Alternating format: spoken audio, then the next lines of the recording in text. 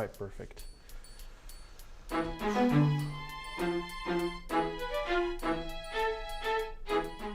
Hello everyone, and welcome to this week's Prepare Like a Pro.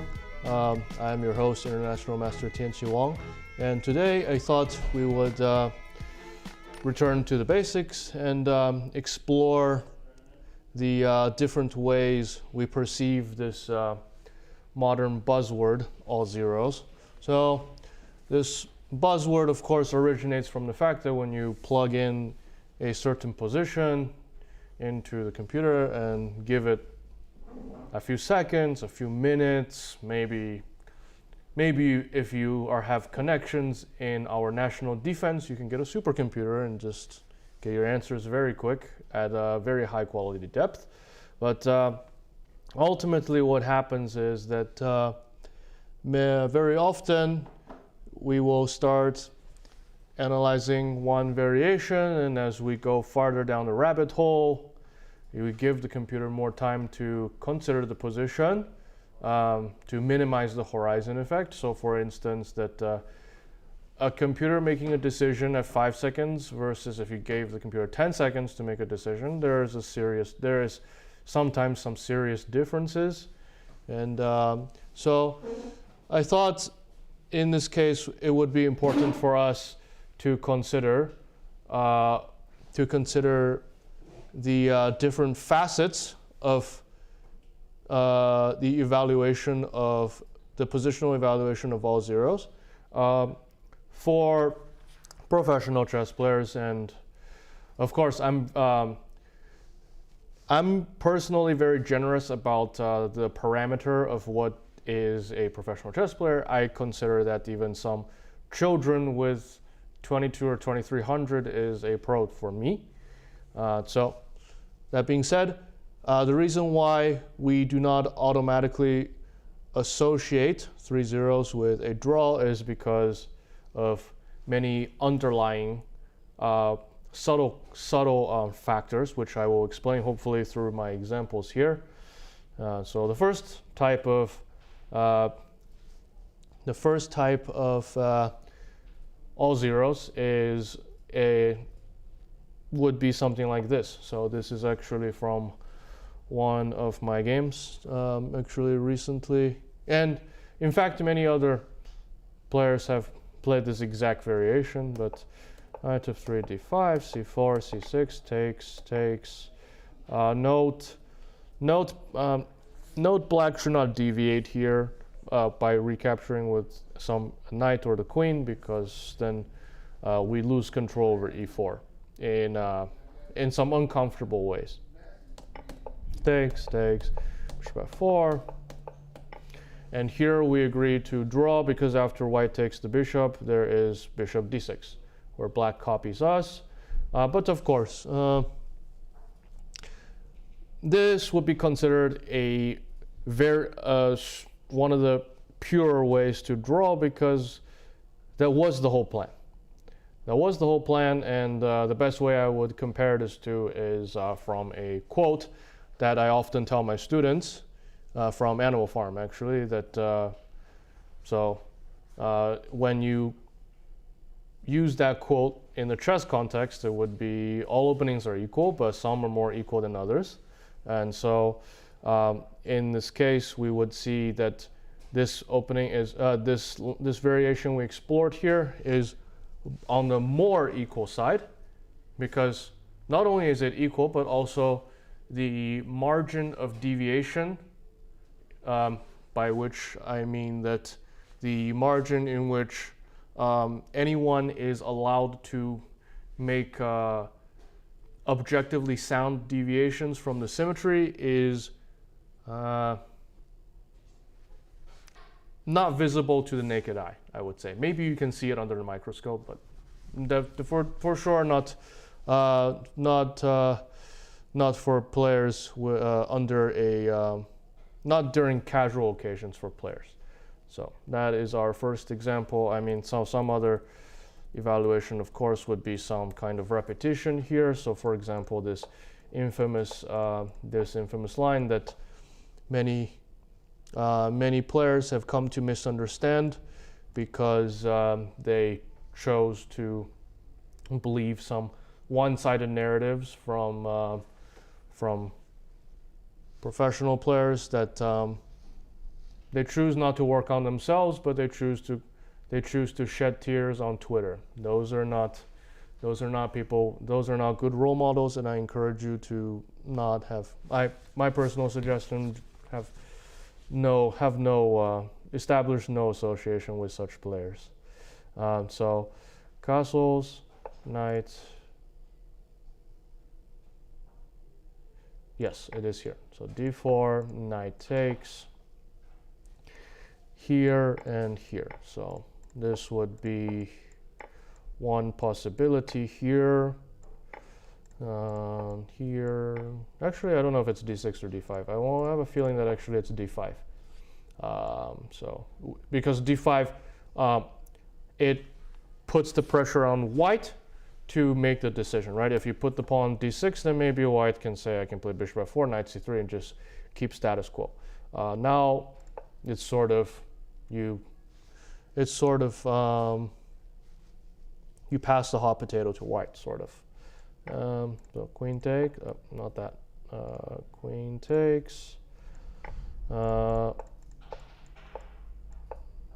I guess the only small detail I would comment on here is that sometimes yes, professional players have noticed a very slimy way to change up things. You might not notice the difference, but there is actually a difference here. So if white tries to break the pattern of just shuffling the queen left and right this way, if white breaks the pattern and plays this check, now here black in fact has already obtained an opportunity to take over the game, provided black finds the right move.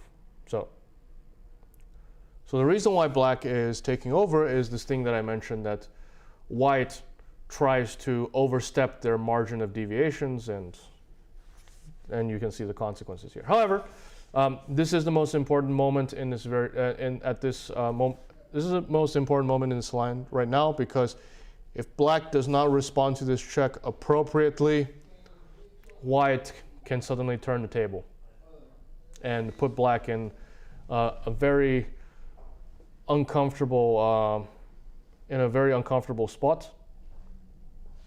So my dear viewers, if you are black here, what do you believe to be the best way to respond to this check?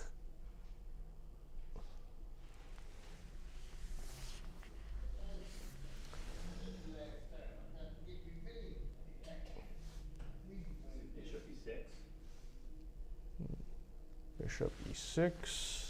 So we will hold on to that thought. I want to see if somebody from YouTube or Twitch would like to also chip in.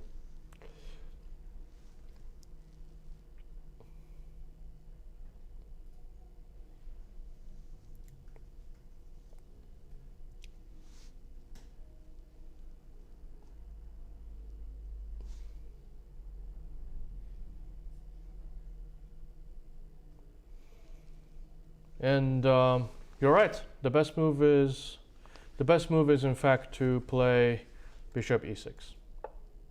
So now I will explain why we are going to discuss this. Is because sometimes when black is not precise, yes, Grand Patzer from Twitch, it's the correct move here is to play bishop e6. The reason why we discuss about this is in fact because sometimes black fails to respect the differences here. They fail to respect the difference here, and they automatically think that queen e6 is your one-stop shop for all of the white queen's hostile movements. But in fact, queen e6 here, sort of, you know, attracts the miscreants to your home, so to speak. So queen e6 here is not precise because now white can suddenly break the rhythm by playing what move? Rook e1. Rook e1, I would say black will be very happy to take your queen. And then I think black will actually be... And then you still got to block with bishop e6. Yeah, and black will be happy to do so because... So.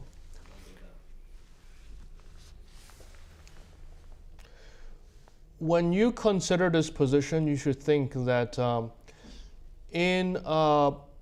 so black, it is true that in the long run, white will experience positional difficulties because it is possible that this knight on b1 will not be able to keep up with black's bishops. However, we should consider positional. We should consider some short-term, immediate positional downside of black's position. And let's see. Commercial and residential plasterboard fixing on YouTube has pointed out that we should take advantage of this collateral relationship between the black queen and the black king.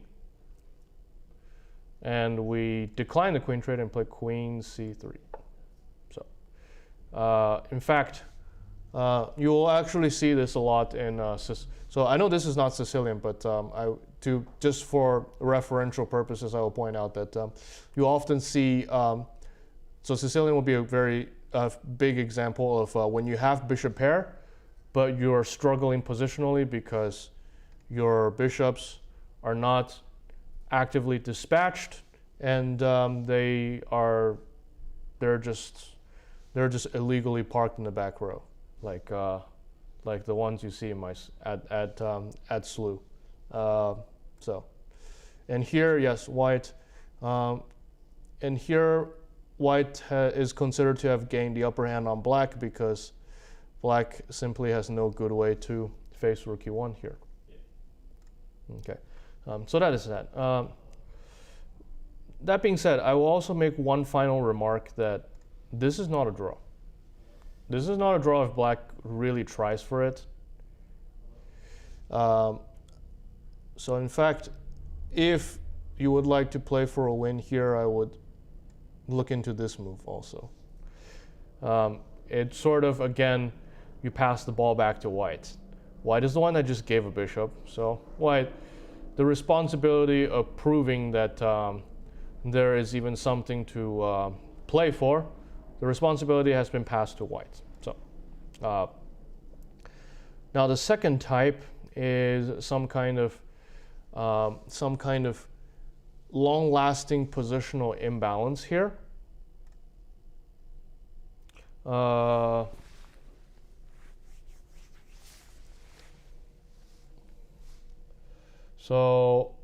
to answer this, man with head of dog, so the point is that sometimes we just don't really think about playing for what objective at the beginning. We sort of let the position play itself for a while, and then we see what happens. But anyways, so the next thing we'll look at is an example where the position is very dynamically equal, and this is where we see a significantly increased amount of exciting chess because one slip and you fall, right? So we will, and for that purpose, I'm going to visit a variation that everyone has learned in their first week of playing chess. This one line that everyone is familiar with. Unfortunately,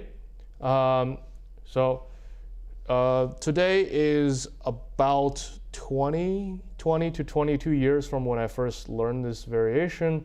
When I first learned it in 2003, my coach touted it as, please don't be an idiot like black and lose this fast, to in 2024, computers has shown that black in fact can play this way, and the position is very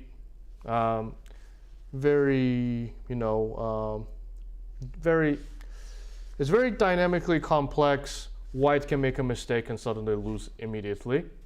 So now we begin, we play e4, e5, of course. course, first week of everyone learning chess, this is what everyone sees. Knight f3. Bad news, we don't even see knight f6 here. Everybody is shown knight c6 here. Bishop c4, we go knight f6. So now, it's even more popular to it's even popular to see black playing this as a way to avoid the max longue line with c3. So the reason why people don't sometimes avoid they play Italian without bishop c5 first is because of this new max longue line. Is it this? Is it here? No, it's here. Sorry.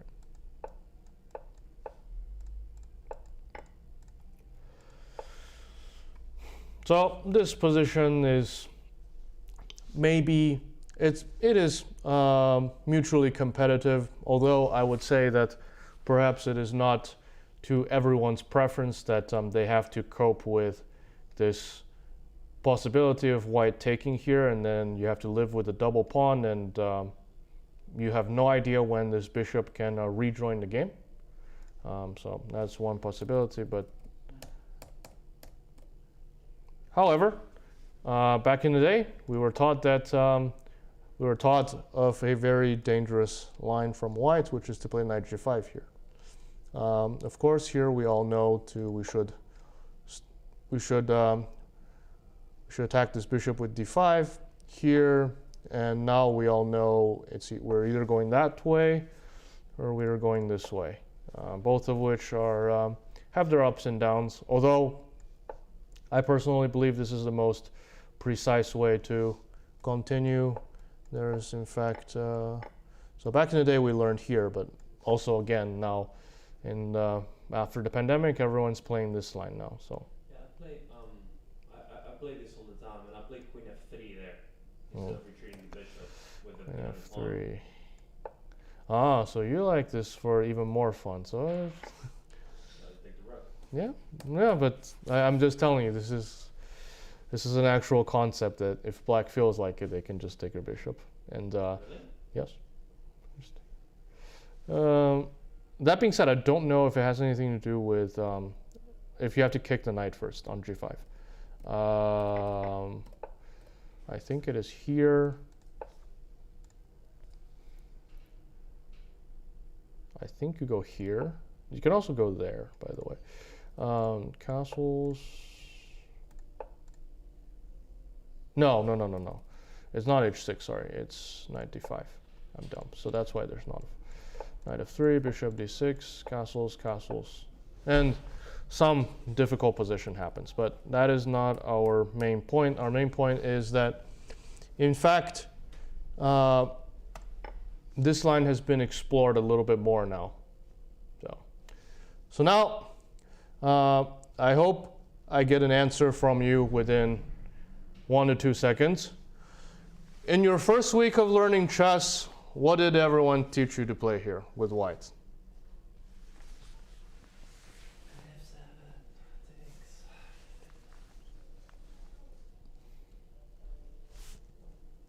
I concur. Okay, so very good.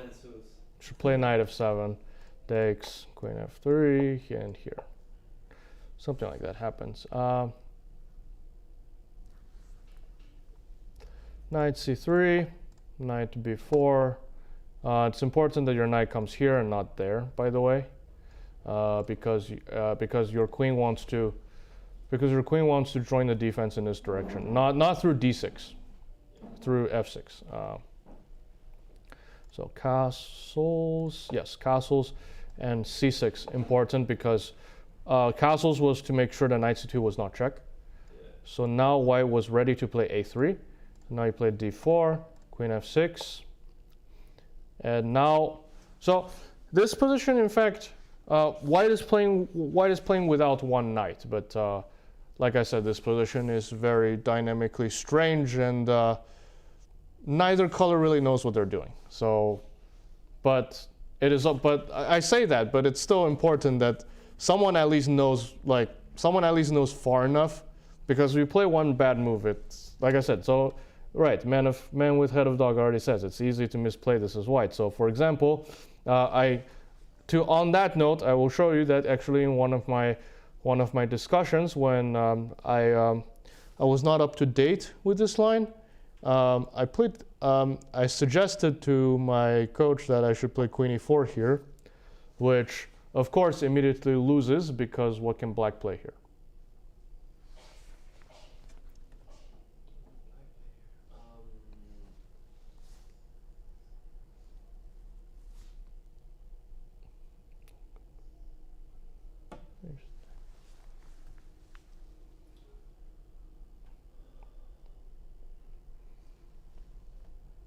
Queen e4 is sort of like, you know, when somebody comes down with a midnight summer's dream, and they think that the queen is just the most, they just found the most goated square to anchor the queen on, but until reality sinks in. And our job, of course, is to define what is reality here. So, as it turns out, so man with head of dog, yes. I think white is in a lot of trouble now after queen f5 because this is hanging. This is hanging, and you're knocked up.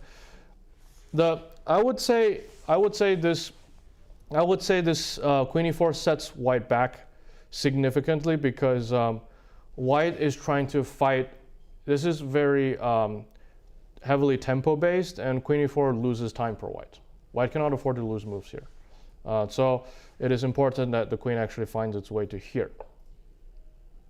So this is where we have developed things, and now black, after one more move, is after queen e2, black has to find one more move here, and then they are more or less in the clear here. Well, they're not 100% in the clear, but they have more or less have weathered the worst storm, so to speak. So if you're black here, how would you defend here? And what I would say here is that most people would narrow it down to two moves here, but one of them loses and the other one is winning. So one of them loses and the other one is completely okay. Like everything else with this line. Yes, because again, queen e2 is renewing the threat of you maybe playing a3.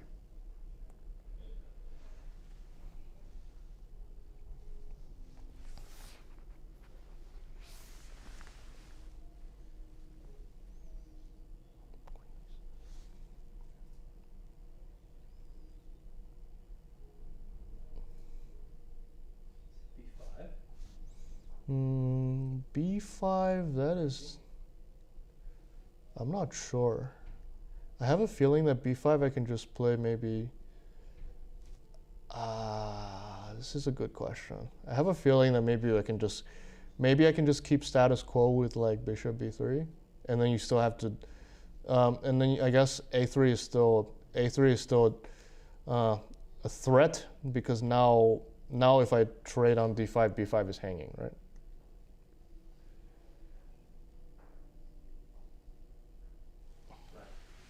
So very good. Very good. And so yeah. So the thing that I said about narrowing down to two moves is you realize that this pin is going to be the end of you if you do not address this. So we start looking at king moves. This doesn't change anything. This also. Not sure if this is the right prescription also. So this also not working because 94. So we narrow it down to king d7 and king e7. However, the reason why we play king e7 is because after a3 takes knight d5. I think after here, when white kicks you, if your king is on d7, what important defensive resource will you be missing here? Which it exists here, but it doesn't exist if your king's on d7. Bishop f5. Okay, so bishop f5. So that is why you want to put the king on e7. But of course the game's not over, and in fact, after king e7, white is not going to play a3. They will go here, and this is more or less a not so clear position here. Anyone can lose this game, not just black. So, but I did not show you this to just tell you that by the sheer perseverance of silicon technology, have we completely written this line out of fashion, because in fact white was at full liberty to not play, at full liberty to choose something other than knight f7. So what is this equally attractive alternative idea that white can look into here?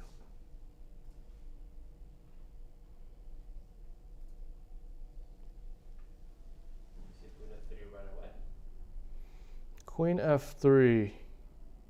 I suspect there is. I suspect it nearly works, if not for black just takes your knight on g5. You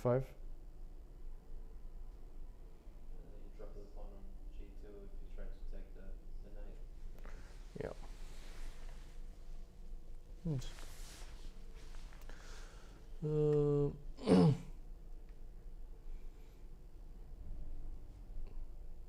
So the second idea, of course, is you want to delay knight f7.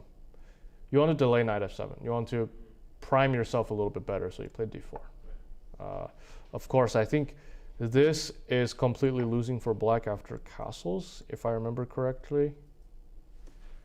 So I think somebody has already suggested the best attempt for black, which is to go here and play b5. I agree.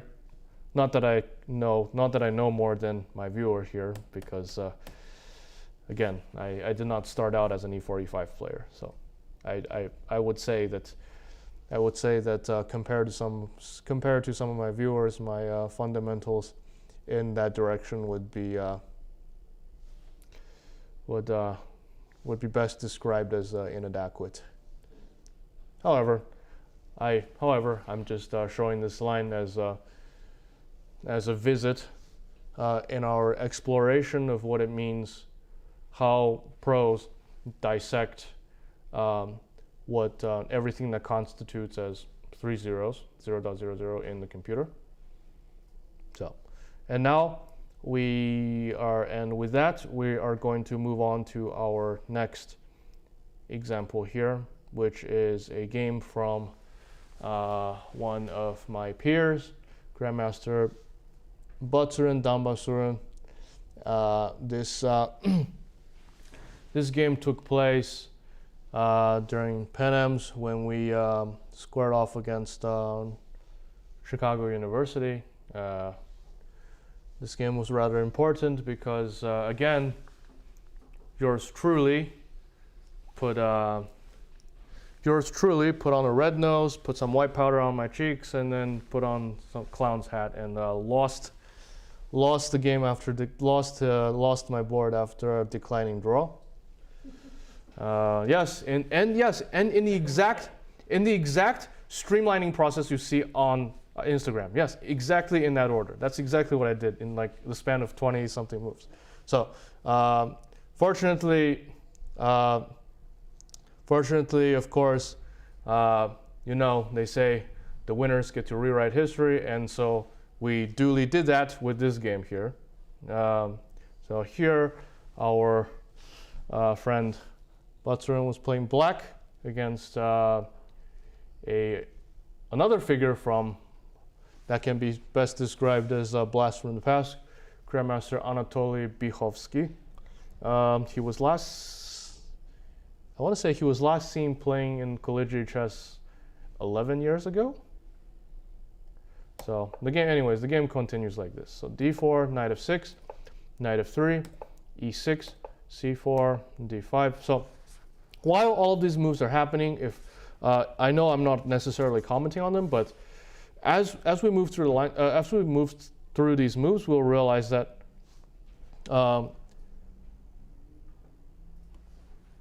the entire time, the evaluation is very nicely capped between minus 0.1 and 0.1.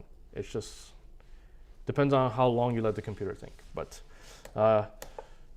still, the point I wanted to show is that despite that, Black found some important details that suggested the game must go on. You should not. There was no reason to just shake hands. Well, of course, the biggest reason you should go on is because we lost on board 1 and board 4. So we need to the match. That was actually the real reason. But anyway, so now we look at it from a chess perspective because bishop b4, bishop g5, h6, takes. So here immediately we see the first reason why the game must continue and not end in a draw. So if we remove the factor that this game was played in a team match, if you're Black here, what is a positional factor here that would encourage you to keep playing and not quickly agree to a draw here?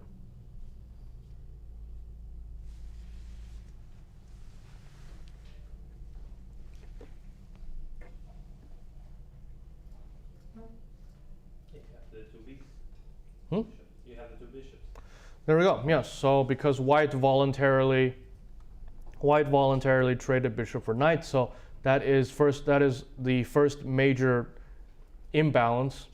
Same value, but these pieces don't look like, they look very different to me. So of course White plays this because I think White, yeah, so now you see White's point is that White prevents Black from successfully cementing the d5 square with c6, because c6 here just drops his bishop. So Black has to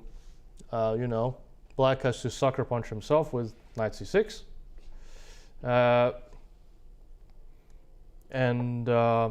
Of course, by some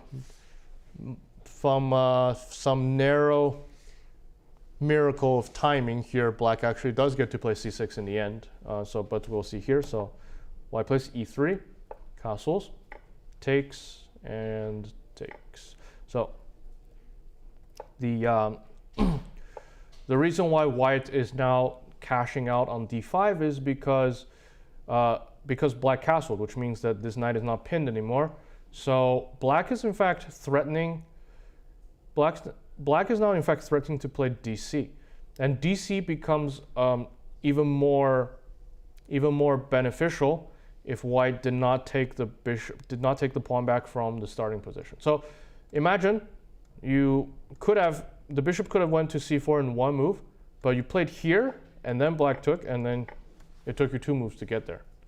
Sometimes games are quite literally decided because of how many moves did you spend to accomplish an objective that you are expected to spend maybe less amount of time to achieve. So, and of course, the other implication is that when White takes here, maybe Black already just has e5, and e5 White might not be adequately prepared to face e5 because this knight is pinned. This knight is pinned, which means when Black plays e5, you cannot fight back with something like knight d5. So White takes in response. Of course, this is going to work for Black because now Black does not have to trifle with playing e5, because e5, of course, you see was a hotly contested square. Now simply Black takes here, and the bishop already has free passage to the main diagonal it originally belongs to and intends to go to in the future. That being said, now we reached our second moment to think about. Firstly, we noticed that each side does not have a symmetrical distribution of minor pieces. So that was the first reason we want to keep playing the game. And now, after C takes, E takes, what is a new source of motivation for us to keep playing the game as black here? The asymmetry of the pawn structure. I mean, you have a queenside majority. Very good. So after CD, ED, we see that the pawn structures are no longer symmetrical. So if we go back to here, for example, let's go back to this example. So we see here, this would be, again, this is another reason why we say Berlin is one of those things, one of those lines that is considered more equal. It's because after here, here, here, here, we see symmetrical pawn distribution. White can sort of mess around because this knight is not really supposed to be there, but in the grand scheme of things, this is the pawn symmetry is sort of why you're doomed to the game is doomed to a draw in most of Berlin games, I would say. Bishop e2. White would like to play bishop d3, but unfortunately there was possibly bishop g4. So bishop e2, rook d8. So of course black's getting ready to move things around so they can play c6. Castles, bishop f8, rook fc1. But white of course is not on time because black plays knight e7. Knight e5, c6, b4, knight f5. And of course now we see that this knight possibly shouldn't be there because now b5 is not working because it just goes c5 and c4 because this knight is hanging. So white plays queen b3. So now their idea is if b5 c5, this pawn is hanging. So black plays bishop d6, threatening the knight. Knight comes back. We play a6. Very simple. Knight a4, rook b8. So far so good. Everything. Knight c5. Knight h4, a4, and here, as you can see, after about close to 24 moves of maneuvering where neither side is clearly better than the other, white commits the first major positional error here. So before white playing this move, what was a how do I put this? What was a hidden threat that technically white should have addressed before playing a4?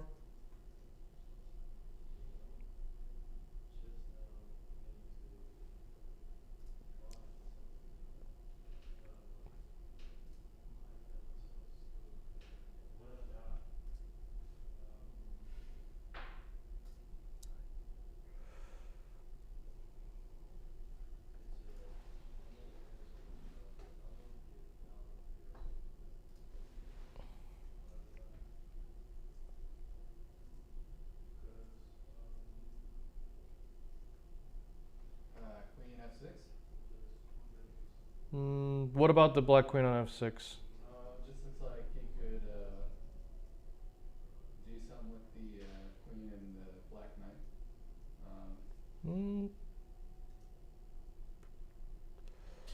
I would say that that is sort of a long-term one that white will just have to like play by the moves to see how it goes. But right now there is sort of a short-term threat immediately. A short-term threat which white might not have been perceptive to.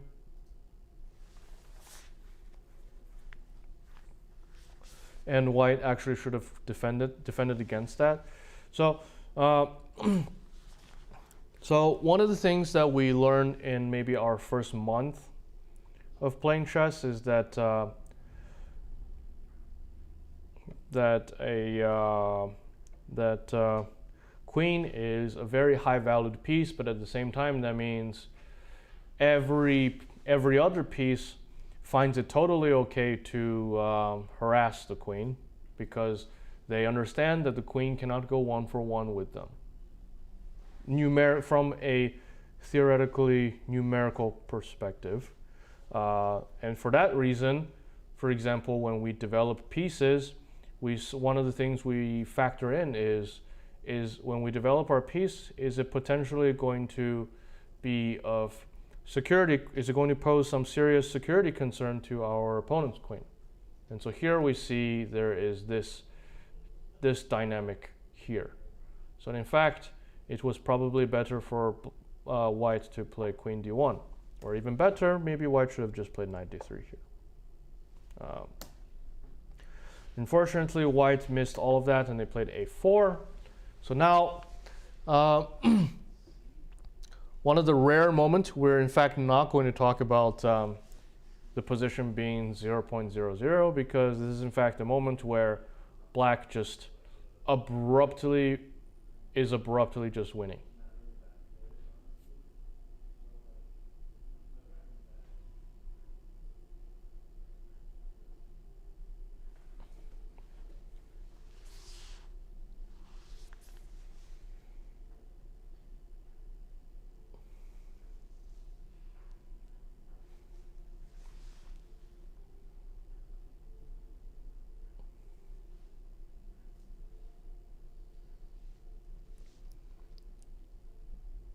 So, if you were black here, how would you take advantage of white's last move?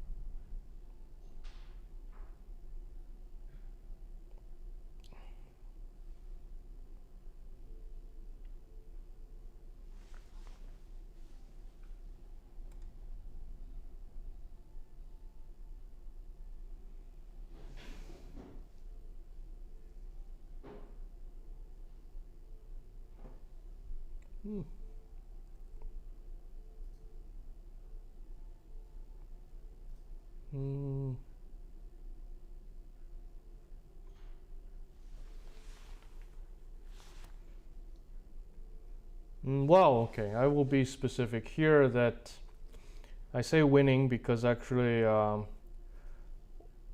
white sort of just experiences a positional collapse here. So maybe they don't lose material immediately. I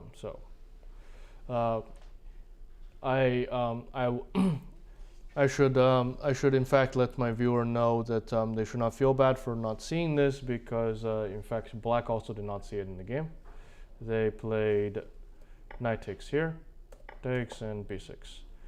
However, if you paused here and you realize this dynamic here and the fact that the bishop is protecting the rook, you would realize that b6 here immediately would have led to a positional collapse from white, because after knight, because firstly, white cannot take this pawn because this bishop has to pay attention to this knight, so the bishop cannot support this overstretched operation on the a6 pawn. So the knight must come back here, and now because of this lineup, we play c5. Of course, and now white is in trouble because black is playing c4. Black is playing c4 next. So the point is, of course, you see that here we run into this move, and this is unfortunately a very illegal move because we play here. And here, if you take, black will still play the same, and unfortunately this is also an illegal move because we will take and this rook is hanging.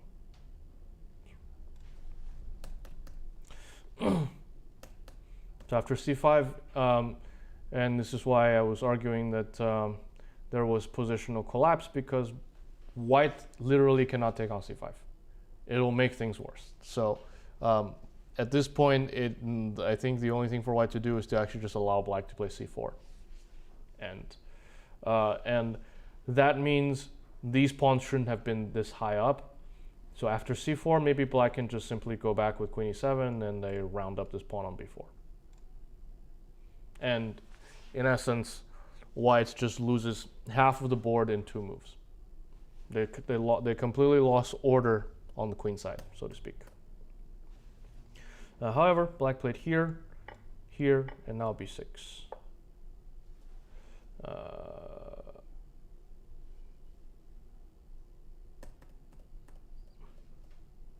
So for Chess Lover on Twitch, we can technically trade knights. We can technically trade knights and basically not allow you to play knight e5, but I mean you can, but I would say is black can just take your knight and have this pass pawn on c4 is the pass pawn on c4 is basically a long-term positional tumor that we simply cannot remove it by any surgical means. So b6, knight d3, bishop f5, and now white plays queen d1. And here I think is around the time when it became clear to the rest of my team that I was being a bigger clown than Ronald McDonald. So they start to realize that some concrete decisions have to be made here. So here black gave up their bishop pair with bishop d3, takes, and they took this pawn, queen a6. Now, this is the third time we're going to take a pause, and we're going to look at why despite the presence of these bishops, from a chess perspective, despite the presence of these 2 bishops, what is driving black to continue playing the game?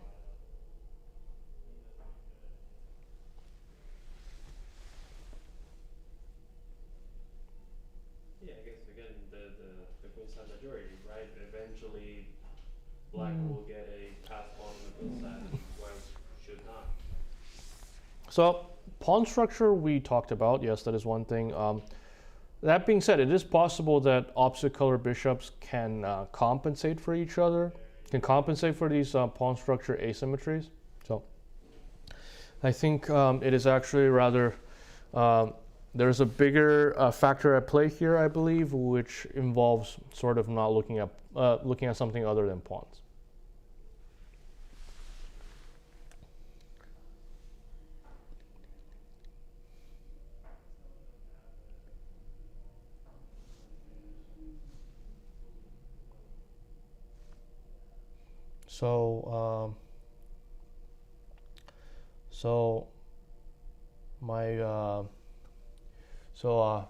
My viewers on Twitch just claimed if you're born in 1988, you are a very old person.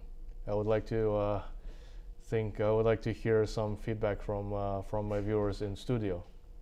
Are you old if you are 36, 37 this year? I don't think so. I think they're talking about the wrong guy here. No. We got the wrong guy. I'm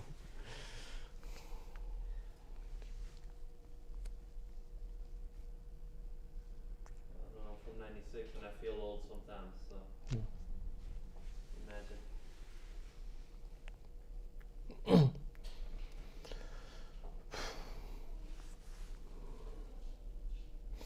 As it turns out, normally when we discuss opposite color bishop, opposite color bishop positions, our standard notion is that players should shake hands very soon because these bishops cannot be of threat to each other. However, we cannot say the same about this position because what other pieces are present besides these bishops?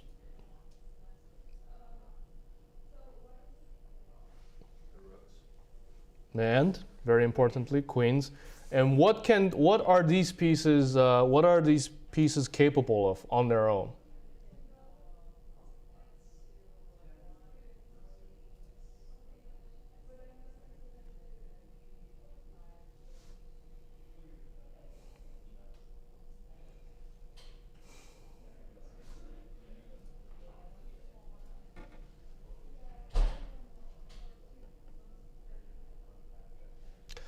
So because these pieces are so powerful, they can single-handedly reenact scenes from the Oppenheimer movie.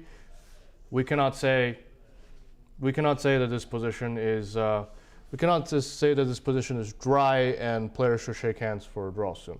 In fact, because rooks and queens exist in this position, these bishops are sort of, if you play video games, those are sort of like your multipliers. Unfortunately, because they don't attack each other, only one of these bishops can be a multiplier.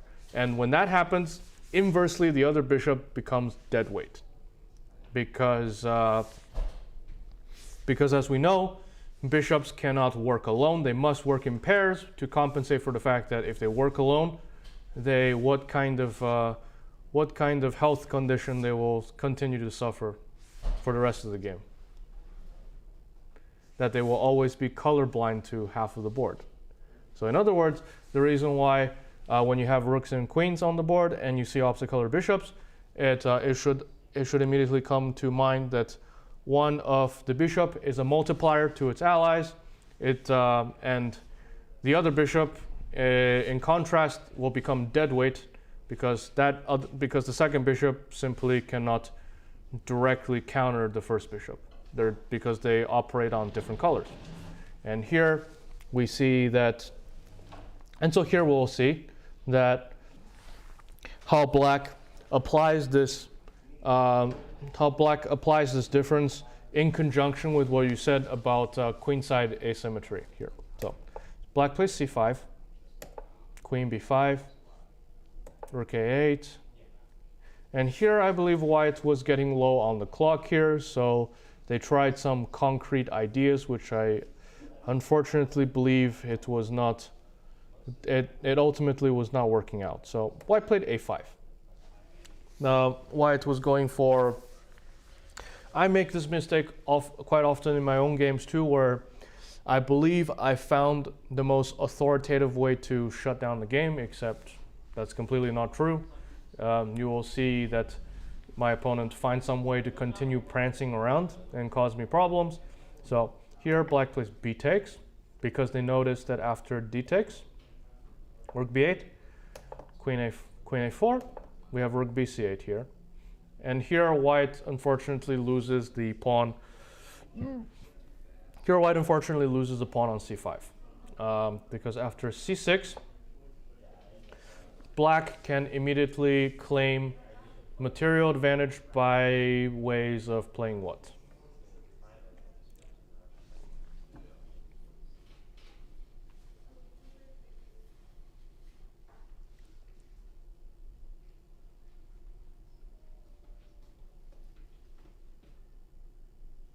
Can I join the class? For sure.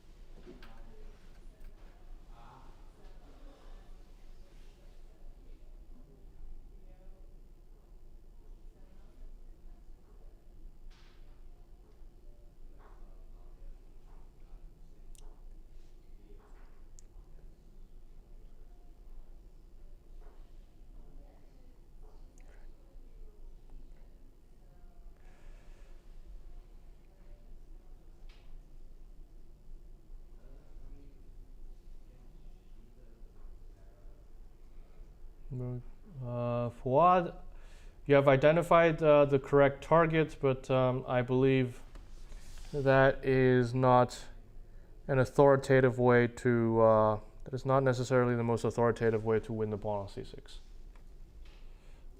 In fact, you can do it In fact, there is a very forcing way to win the pawn.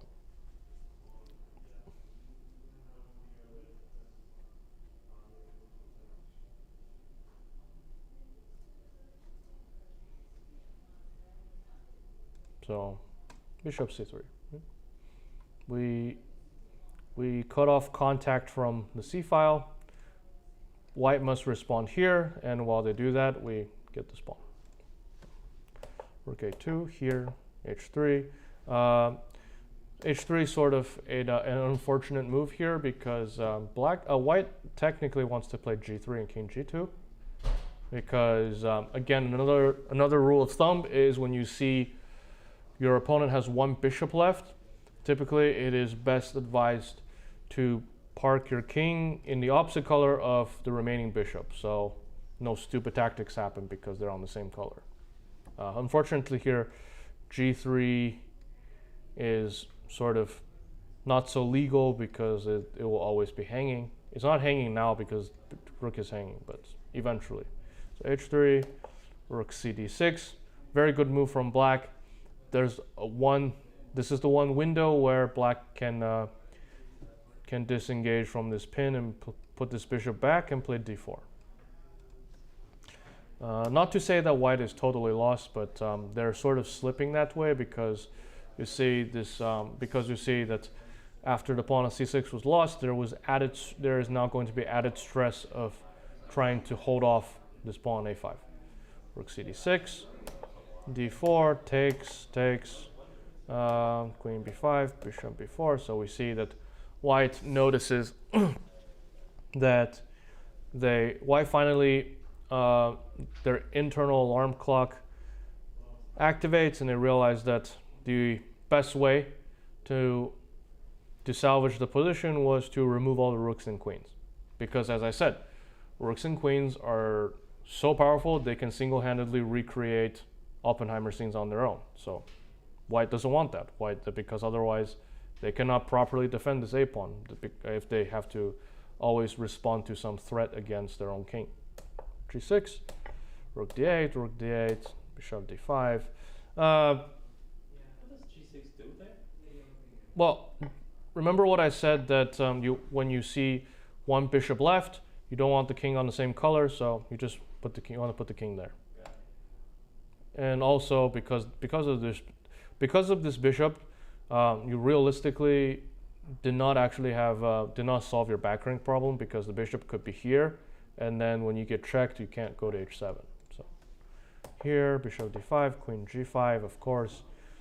So rook d1, king g7, g3, queen f5. So here, black is just poking and prodding, because again, white is sort of their motions are out of sync with what they're expected to do because of this unfortunate factor here that white has to always watch out for. King g2, rook c8. So here, again, already some troubling signs here that white doesn't have a good way to stop rook c2, which points to this weakness on f2. Rook d3, rook c5. Again, you see that white's defense network is on the verge of collapsing because they are sorely missing a pawn that is somehow gluing the pieces together. So queen b7 narrowly is okay because this pawn is hanging, so no time to take this yet. Bishop e1. So here you'll see that rook f3 does not work because we'll take this bishop. Queen b2 check, king h7, and here white is about to flag. They played queen e2, not realizing that black simply wins after taking this bishop. So here, and with this game, we managed to finish the match 2-2 and stayed in contention after 3 rounds. The biggest point that I want to show through this game was that black was probably very conscious that the whole time the evaluation of the position was never that far away from just being 0.00, but they played on. They continued to play on because of the various little details in the position that pointed to that you should continue to play. So for example, there was pawn asymmetry, there was opposite color bishops, and there was, their black had bishop pair. Those are all legitimate reasons that you should play on. So I guess if I have, okay, so we have time to quickly look at the last example here. This is the last example I will leave you from one of my game from one of my students. Here, my student played white, and in time scramble, they felt that f6, it is time to strike with f6. Here, unfortunately, to his disappointment after the game, I say after the game because, in fact, during the game, black played this, and they lost very quickly after bishop d2 rook a1. No, they played, it's takes, and yeah, after takes, black lost very quickly because they could not stop rook a1, rook a8.